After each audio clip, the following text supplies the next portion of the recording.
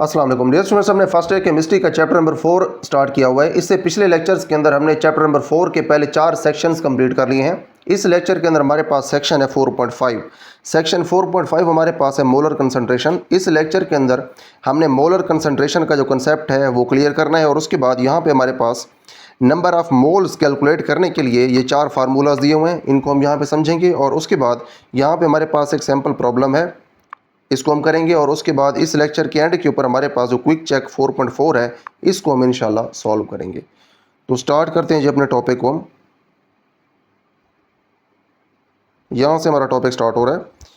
Molar concentration of solutions is given as mole per dm cube. ठीक है जी। अब जो मोलर कंसंट्रेशन है सॉल्यूशंस की उसको आप इस यूनिट के अंदर जाहिर करते हैं। ठीक है, यानी कि एक डीएम क्यूब के अंदर कितने मोल्स मौजूद हैं। Which is the number of moles of a substance, reactant और प्रोडक्ट। अच्छा देखें, ये रिएक्टेंट्स भी हो सकते हैं, प्रोडक्ट्स भी हो सकते हैं, आप किसी भी चीज़ की कंसंट्रेशन देख सकते हैं। अब ये जो कंसंट्रेशन ये है क्या, which is the number of moles, जो कि मोल्स की तादाद है। अब कंसंट्रेशन की बात हो रही है कि जो कंसंट्रेशन है ये मोल्स की तादाद है। किसके अंदर मोल्स की तादाद है? डिजॉल्व्ड पर volume of a solution in DM cube, के डीएम क्यूब के अंदर आपको सोल्यूशन का वॉल्यूम गिवन है, उस वॉल्यूम के अंदर कितने मोल्स मौजूद हैं। ठीक है, तो फिर आप एक फार्मूला अप्लाई करके कंसंट्रेशन कैलकुलेट कर लेते हैं। अगर आपके पास मोल्स हों और वॉल्यूम हो तो कैसे कैलकुलेट करते हैं अभी आगे हम देखेंगे। The relationship between number of moles and molar concentration is given by this equation. ठीक है, नीचे आपके पास एक ये इक्वेशन है और नीचे वाली इक्वेशन भी है। इन दोनों इक्वेशन से आप कंसंट्रेशन और नंबर ऑफ मोल्स यानी कि मोल्स की तादाद के दरमियान जो है वो रिलेशन बता सकते हैं। ठीक है जी। तो यहाँ पे अगर आप पहले इस इक्वेशन को देखें, दूसरी इक्वेशन को, तो कंसंट्रेशन यहाँ पे लिखी हुई है number of moles divided by total volume in DM cube. ठीक है, यहाँ पे आपके पास किसी भी सब्सटेंस के नंबर ऑफ मोल्स हैं और उसके बाद उस सोल्यूशन का वॉल्यूम है जिसके अंदर वो सब्सटेंस आपने हल की हुई है। ठीक है, ये जो मोल है, अच्छा देखें पहले आपको मैं ये समझा दूं। फॉर एग्जांपल आपके पास कोई सोल्यूशन है, सोल्यूशन के अंदर आपने कोई चीज़ हल की हुई है। ठीक है, जो सोल्यूशन है उसका आपके पास कोई टोटल वॉल्यूम होगा उस चीज़ को हल करने के बाद, वो जो टोटल वॉल्यूम आएगा डीएम क्यूब के अंदर वो आपने नीचे लिखना है। उसके अंदर आपने जो चीज़ हल की है उसके जो टोटल मोल्स हैं वो आपने ऊपर लिखना है। ठीक है, तो फिर जो चीज़ आपने हल की है सोल्यूशन के अंदर, उस हल की जाने वाली चीज़ की आपके पास कंसंट्रेशन आ जाएगी C। ठीक है, तो ये इसका मतलब है। अच्छा, यहाँ से अगर आप V को उधर ले जाएं तो C के साथ जाके ये मल्टीप्लाई हो जाएगा और जो N है आपके पास ये वैसे ही आ जाएगा। ठीक है, तो यहाँ पे आपने देख लिया कि जो नंबर ऑफ मोल्स हैं और जो कंसंट्रेशन है उन दोनों के दरमियान ये रिलेशन आ गया आपके पास और ये भी एक रिलेशन आ गया।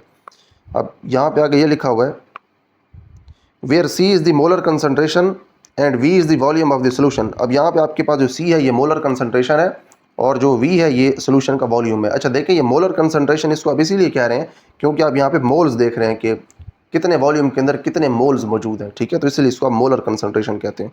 एग्जांपल है हमारे पास, for example concentration of 0.2 mole of a substance per dm cube is. अगर आपको ये कहा जाए कि एक डीएम क्यूब सोल्यूशन है, उसके अंदर आप किसी भी सब्सटेंस के 0.2 मोल जो है वो ऐड कर रहे हैं। ठीक है, तो आप उसकी कंसंट्रेशन बताएं। बड़ा सिंपल सा फार्मूला है, जो अभी हमने ऊपर देखा है वही हमने यहाँ पे अप्लाई कर देना है। मोलर कंसंट्रेशन बराबर होती है number of moles divided by volume in DM cube. तो हमें वॉल्यूम भी गिवन है, मोल्स भी गिवन है। मोल्स हमें गिवन है 0.2 तो वो हम यहाँ पे लिख देंगे। वॉल्यूम हमें गिवन है पर डीएम क्यूब का मतलब है कि एक डीएम क्यूब के अंदर। ठीक है, पर डीएम क्यूब का मतलब है एक डीएम क्यूब के अंदर, तो हम एक डीएम क्यूब यहाँ पे लिख देंगे। ठीक है, तो अगर आप इन दोनों को डिवाइड करवाएं तो ये आपके पास आ जाएगा। ठीक है जी, 0.2 मोल पर डीएम क्यूब। यहाँ पे देखें 3 के साथ नेगेटिव है क्योंकि ये पर डीएम क्यूब है, यहाँ से डीएम क्यूब ऊपर गया तो इसलिए इसकी पावर नेगेटिव हो गई है। तो आपने यहाँ पे जो कंसंट्रेशन है वो कैलकुलेट कर लिया। ठीक है जी, यहाँ पे नीचे हमारे पास कुछ फार्मूलाज हैं नंबर ऑफ मोल्स कैलकुलेट करने के, तो इनको हम देख लेते हैं। देखिए, मैस ओवर मोलर मैस ये हम पहले पढ़ चुके हैं, जो हमारे पिछले लेक्चर्स थे। अगर आपने अभी तक वो नहीं देखे तो आप उनको ज़रूर देखें, प्लेलिस्ट के अंदर वो लेक्चर्स मौजूद होंगे। वहाँ पे हमने ये देखा था कि जो आपको गिवन मैस होता है वो उसके साथ अगर आप डिवाइड करवा दें मोलर मैस को इस तरीके से तो टोटल आपके पास मोल्स आ जाते हैं। ठीक है, यही बात यहाँ पे ये लिख रहे हैं कि जो आपके पास नंबर ऑफ मोल्स हैं, ये नंबर ऑफ मोल्स यानी कि मोल्स की तादाद आप इन 4 तरीकों से कैलकुलेट कर सकते हैं। ठीक है जी, पहला तरीका आपके पास है मैस ओवर मोलर मैस यानी कि given mass over molar mass, और उसके बाद वॉल्यूम ओवर मोलर वॉल्यूम, और उसके बाद ये number of particles over Avogadro's number. Avogadro's number हम जानते हैं फिक्स तादाद है, ये क्या होता है ये भी हम पिछले लेक्चर्स के अंदर देख चुके हैं। और उसके बाद ये हमारे पास कंसंट्रेशन इनटू वॉल्यूम, यानी कंसंट्रेशन और वॉल्यूम को अगर आप मल्टीप्लाई करवाएं इस तरीके से तो आपके पास मोल्स की तादाद आती है। ठीक है, यहाँ पे हमने यही चीज़ ऊपर देख ली है कि कंसंट्रेशन और वॉल्यूम को अगर आप मल्टीप्लाई करवा दें तो जो मोल्स की तादाद है वो आपके पास आ जाती है। अच्छा जी, अच्छा ये देखें, ये जो मोलर मैस है ये हम पिछले अपने लेक्चर्स के अंदर देख चुके हैं। जो मोलर मैस है ये 1 मोल का ग्राम्स के अंदर मैस है, ठीक है। तो ये मोलर मैस होता है सब्सटेंस का। और उसके बाद जो मोलर वॉल्यूम है, ये किसी भी जो आइडियल गैस है उसका जो 1 मोल का वॉल्यूम है उसको आप मोलर वॉल्यूम कहते हैं, और इसकी वैल्यू फिक्स है, ये हम पहले देख चुके हैं, ठीक है। और उसके बाद नेक्स्ट हमारे पास है, अच्छा देखें ये जो यहाँ पे लिखा हुआ है ना मोलर वॉल्यूम, जिसकी वैल्यू फिक्स है, इसकी वैल्यू हमने पिछले लेक्चर के अंदर देखा है कि इसकी वैल्यू फिक्स है तमाम आइडियल गैसेस के लिए, ठीक है। यानी कि जितनी भी आइडियल गैसेस हैं एसटीपी के ऊपर उनके जो मोलर वॉल्यूम्स हैं उनकी वैल्यू फिक्स है। तो यहाँ पे नेक्स्ट हमारे पास है जी सैम्पल प्रॉब्लम 4.10, इसको हम देखते हैं। Calculate the molar concentration of a substance containing 27.64 gram of K2CO3 dissolved in 1 dm cube of the given solution. अच्छा देखिए हमारे पास जो कंसंट्रेशन होती है जो कि हमने यहाँ पे कैलकुलेट करनी है मोलर कंसंट्रेशन, उसके लिए हमें चाहिए होती हैं दो चीज़ें। एक हमें चाहिए होती है मोल्स की तादाद, एक चाहिए होता है हमें वॉल्यूम सोल्यूशन का। अब सोल्यूशन का वॉल्यूम हमारे पास मौजूद है 1 डेसीमीटर क्यूब, लेकिन हमारे पास जो सब्सटेंस है जो कि डिज़ोल्व हो रही है उसके हमारे पास मोल्स की तादाद नहीं है। अब जो चीज़ हमें गिवन है उसकी हेल्प से हम पहले मोल्स की तादाद निकाल लेंगे, फिर हम 1 डी क्यूब के साथ इसको डिवाइड करवाएंगे तो हमारे पास कंसंट्रेशन आ जाएगी। अब देखें क्या चीज़ हमें गिवन है, हमें इस सब्सटेंस का जो मैस है वो गिवन है, हमने अब इसका मोलर मैस खुद से फाइंड करना है। इसका जो गिवन मैस है उसको हमने मोलर मैस के ऊपर डिवाइड करवा के इसके नंबर ऑफ मोल्स कैलकुलेट करने। नंबर ऑफ मोल्स का यहाँ पे मतलब ये होगा कि जो ये मैस है इस सब्सटेंस का, इस मैस के अंदर इस सब्सटेंस के कितने मोल्स होंगे, ठीक है, क्योंकि इतना ही मैस इसका सिर्फ इस सोल्यूशन के अंदर ऐड हो रहा है, डिजॉल्व हो रहा है। तो यही काम हम यहाँ पे अब करते हैं। मैस ऑफ K2CO3 ये है मैस, आपको ये गिवन है। उसके बाद इसका मोलर मैस क्या है K2CO3 का, वो ये है मोलर मैस। अब देखिए मोलर मैस आया कैसे है, वो इस तरीके से आया कि जो पोटेशियम है इसके यहाँ पे हैं 2 एटम्स, तो पोटेशियम के जो 2 एटम्स हैं तो आप पोटेशियम का जो मोलर मैस है, इसका जो मोलर मैस या फिर इसका एटॉमिक मैस है वो आप 2 दफ़ा ऐड करेंगे, ठीक है।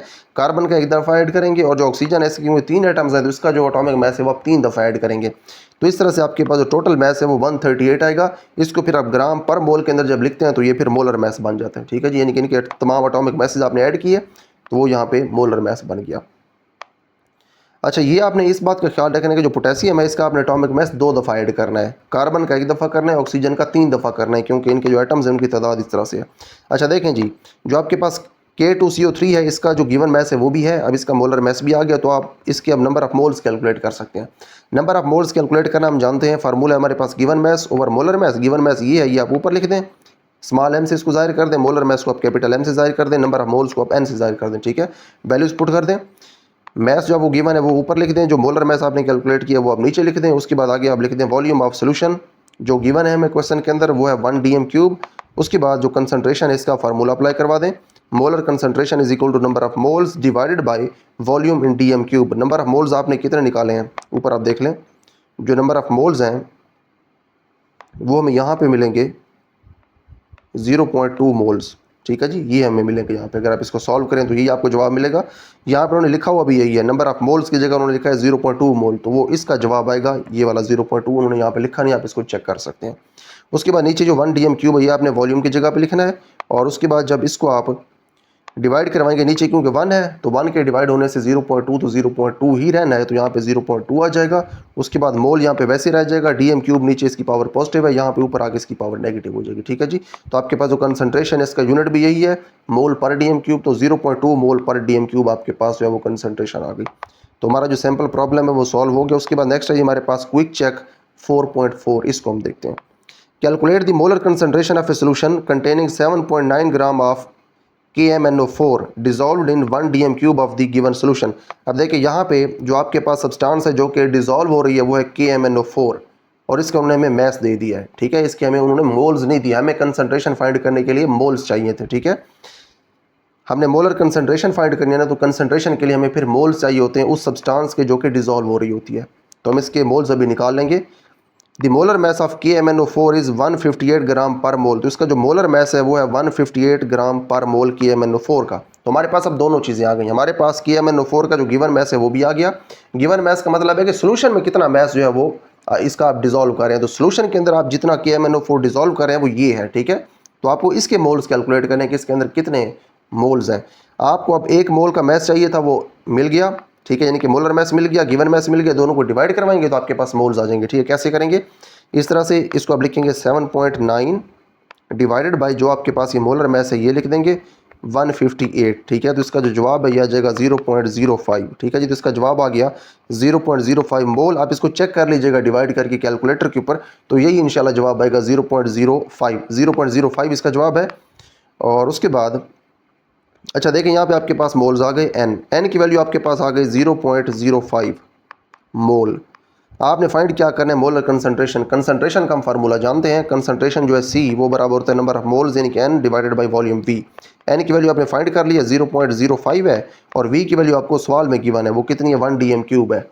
तो आपने यहाँ पे नीचे 1 लिख दिया, तो 0.05 आपके पास जो है वो कंसंट्रेशन आ गई, ठीक है जी।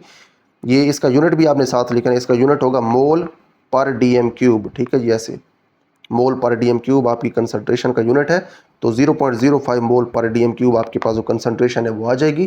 तो यहाँ पे देखिए हमारे पास हमारा जो क्विक चेक 4.4 है ये कंप्लीट हो गया। तो यहाँ पे हमारे पास जो हमारा सेक्शन 4.5 है मोलर कंसंट्रेशन, इसको हमने कंप्लीट कर लिया है। यहाँ पे हमने कंसंट्रेशन का जो कंसेप्ट है वो क्लियर किया। नंबर ऑफ मोल्स कैलकुलेट करने के हमने यहाँ पे 4 फार्मूलाज देखे। उसके बाद हमने सैम्पल प्रॉब्लम को हल किया। उसके बाद हमारे पास जो क्विक चेक 4.4 है इसको हमने हल कर लिया। उसके बाद नेक्स्ट हमारे पास है सेक्शन 4.6, इसको हम इंशाल्लाह हमारे नेक्स्ट लेक्चर के अंदर हम कवर करेंगे।